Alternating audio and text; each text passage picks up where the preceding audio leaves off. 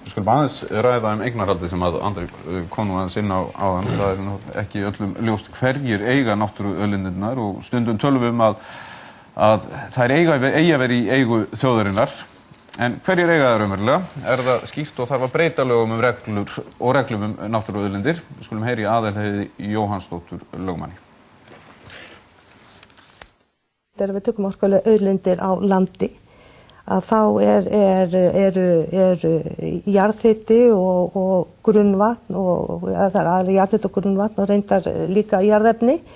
Þau eru í eigu þá landeiganda, það þess að sá sem á landið, sá aðili sem á landið, hann á jafnframt þessar orkuauðlindir og landeigandinn getur verið ríki sjóður sem slíkur, þá það ríkiseign, bara venjuleg ríkiseign, það getur verið sveitarfélag og bæði ríkiseignin og eign sveitarfélagsins er einkaréttarlegur eignarréttur og það getur líka verið einstaklingur sem á landi og þá á hann jafnframt þessar auðlindir á landi. En það að vísa aðeins öðruvísi þegar við komum að vatninu og þar getur eignarrétturinn verið hjá einkaaðila, sveitarfélagi eða ríki. Og þetta alltaf einkaeignarréttur, en þegar við komum að vatni þá er skilgreiningin á vatni, samkvæmt vatnalögunum frá 1923 sem enn í gildi. Hún svokölluð jákvæð skilgreiningur þannig að efnið sjálft ekki undirorpið eignarrétti heldur nýtingarrétturinn fyrst og fremst. Þegar við tölum við þjóðareign þá tel ég að flestir sig þá vísa til þess að við erum að tala einhverja sameiginlega arfleifð. Við vísum oft í þjóðareignar þegar við vísum til kannski handrita, menningar, það er eitthvað svona sameiginlegt sem gerur okkur að þjóð, sem gerur okkur að Íslendingum, en ég þekki ekki neina lögfræðilega skilgreiningu á því að þjóðareign geti verið eign í einkaréttarlegu tilliti enda uppfyllir þjóðareign ekki þau hugtaksskilyrði sem eign þarf í raun að vera uppfylla svo við getum verið að tala eign. Það til dæmis ekki þetta samband. Það þarf að vera alveg sérstakt samband á milli eigandans og þessa verðmætis sem eign, meðal annars þarf eigandinn að hafa ráðstöfunarrétt og hafa möguleika til þess að verja eign sína með því að nota réttarvörslukerfið og svo framvegis. Þjóðareign eins og við notum það í daglegu tali og eins og það notað á hátíðlegum stundum, það uppfyllir ekki þessi skilyrði. En ef það yrði niðurstaðan að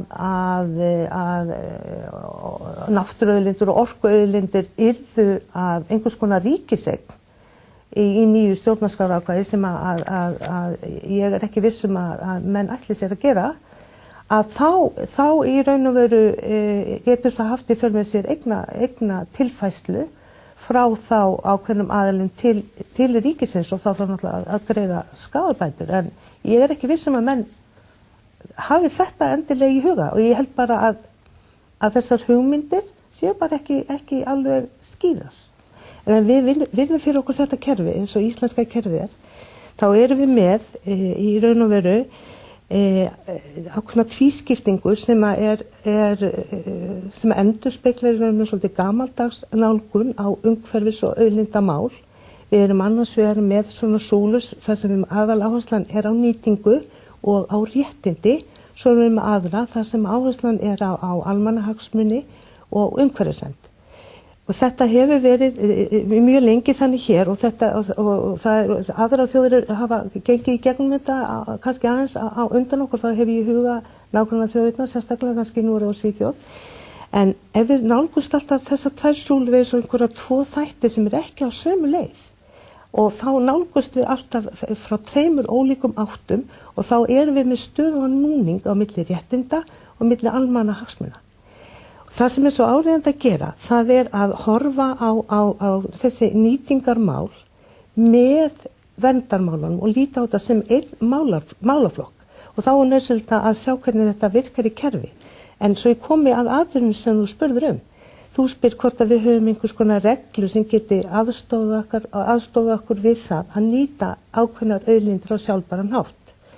Og þá þessi sjálfbæra nýting þá bara undir markmið, undir sjálfbæra þróun og það er kannski ágætt að taka það fram hér. Að sjálfbæra þróun gerir ekki ráð fyrir því og þetta þróunar tilvísunin að það verði einhvers konar kyrrstað og við ætlum eitthvað að hætta að nýta eða menn allir hér að snúa einhver tímahjól tilbaka. Það alls ekki þannig, við ætlum að halda áfram, við ætlum bara að gera það öðruvísi. Við ætlum að halda áfram að nota orkuauðlindir, við ætlum að búa til verðmæti og verðmætasköpun, atvinnu og svo framvegis, en við ætlum að gera það aðeins á annan hátt. En það sem að löggjöfin hefur að mjög takmörkuðu leyti, það svona vendlar. Það að segja að við eigum töluvert í land með að skilgreina hvað við meinum með sjálfbærri þróun eða sjálfbærri nýtingu tiltekinna auðlinda. Og þannig áreiðandi að gera sig grein fyrir því að þannig ekki svona einhver ein regla sem passa fyrir allt, sko, þetta ekki one size fits all.